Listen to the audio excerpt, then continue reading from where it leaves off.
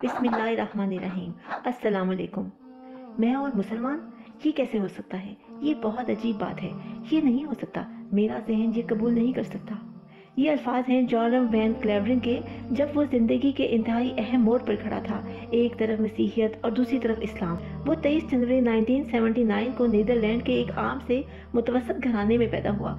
उसके घर में माँ, बाप, छोटी बहन और एक पालतू बिल्ली थी। हाई स्कूल के बाद कंपैरेटिव रिलीजन पढ़ा, कुछ अरसा टीचिंग की, फिर सियासत में दिलचस्पी लेनी शुरू कर दी। अमली सियासत में हिस्सा लिया और पार्लियामेंट का एक अहम रुकन बन गया। वो एक कट्टर ईसाई घराने से ताल्लुक़ रखता था। वो एक मजहबी सोच के साथ बड़ा हुआ। उसको खुदा पर यकीन था। वो बाकायदगी से चर्च जाता और बाइबल का मुताला करता। उसको जन्नत और दोज़ख का भी यकीन था। उसके अलावा फरिश्तों पर भी ईमान रखता था कि ये वही लाने का काम सर अंजाम देते हैं, और ये भी कि यसू मसीह खुदा के बेटे और बल्कि खुद एक खुदा हैं। लेकिन वो इकरार करता है कि ये बात मेरे दिल में हमेशा से खटकती थी कि अगर यसू मसीह खुदा हैं तो वो कत्ल कैसे किए गए? क्या कोई खुदा को भी कत्ल कर सकता है? क्या खुदा भी बेबस हो सकता है? वो कहता है कि 16-17 साल की उम्र में ये सवालात अक्सर मुझे बहुत तंग करते। वो बहुत से पादरियों और राहिबों के पास गया, उनसे सवालात पूछे, लेकिन किसी ने भी तसल्ली बख्श जवाब न दिए।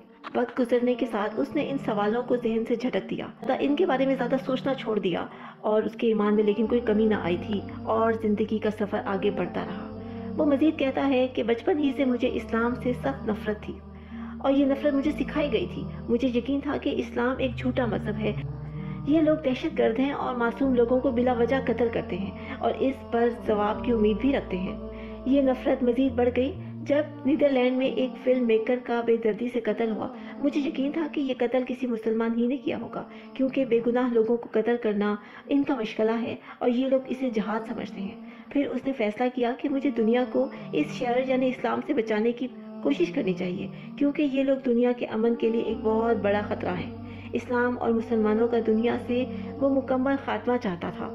इस काम के लिए उसने एक किताब लिखने का फैसला किया ताकि दुनिया को इस्लाम की असलियत बता सके। फिर उसने सोचा उसके लिए पहले मुझे अपना ईमान पुख्ता करना होगा। उसने बाइबल का बारीक बीनी से दोबारा से मुताला शुरू कर दिया ताकि बाइबल और कुरान का मवाजना किताब में तहरीर कर सके।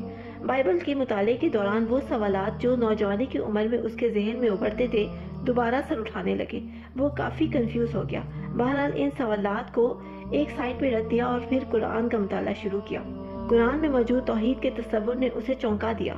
इसके अलावा कुरान तो अमन और मोहब्बत का दर्स देता है। किसी को भी नाहक कत्ल करने का हुक्म कुरान में उसने कहीं नहीं पढ़ा। फिर उसने बाइबल का पुराना वर्जन कहीं से हासिल किया। इसमें जैसिस ने फरमाया, खुदा एक है, वो एक ही है। और एक लड़का जैसिस से पूछता है, जिंदगी में सबसे अहम क्या है और मैं जन्नत कैसे हासिल कर सकता हूँ? जिस पर जैसिस ने जवाब दिया, तुम्हारा खुदा एक ही है, वो तुम्हारा माबूद है और एक ही खालिक, और अपने पड़ोसी से ऐसा बर्ताव करो जैसा तुम अपने से चाहते हो।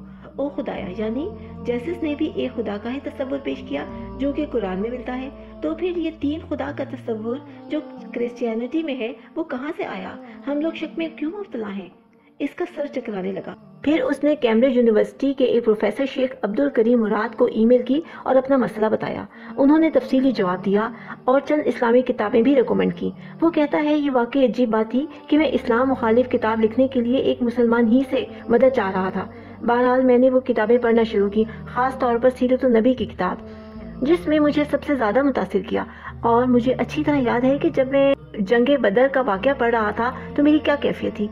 और इसके अलावा फतह मक्का का वाक़या, मैं सोच रहा था अब ये अपने दुश्मनों से इंतकाम लेंगे, उनके हाथ पांव काटेंगे या कोई और सख्त सज़ा देंगे। लेकिन उन्होंने सबको माफ़ कर दिया, माफ़ी का ऐलान कर दिया, और इस औरत हिंदा को भी, जिसने आपके प्यारे चचा की लाश की बेहुरमती की थी।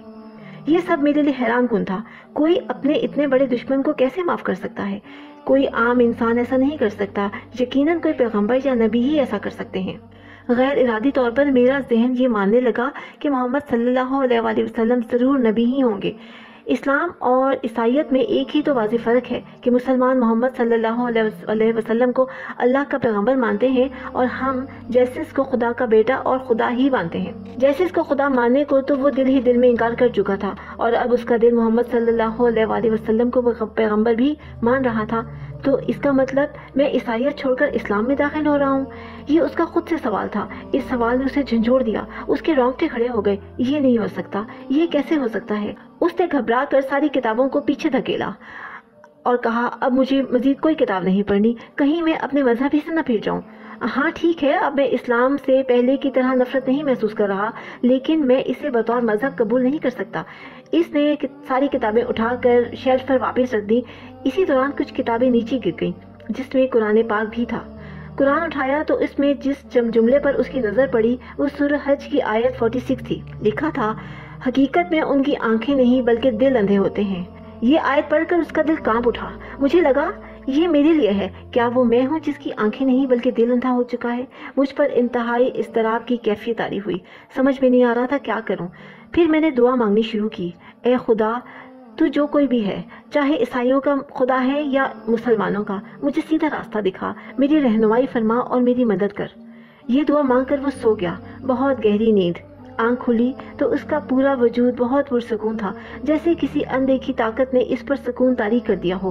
ایسا احساس تو زندگی بھر کبھی نہیں ہوا تھا۔ اس نے اپنے آپ سے کہا، لگتا ہے میں مسلمان ہو گیا ہوں۔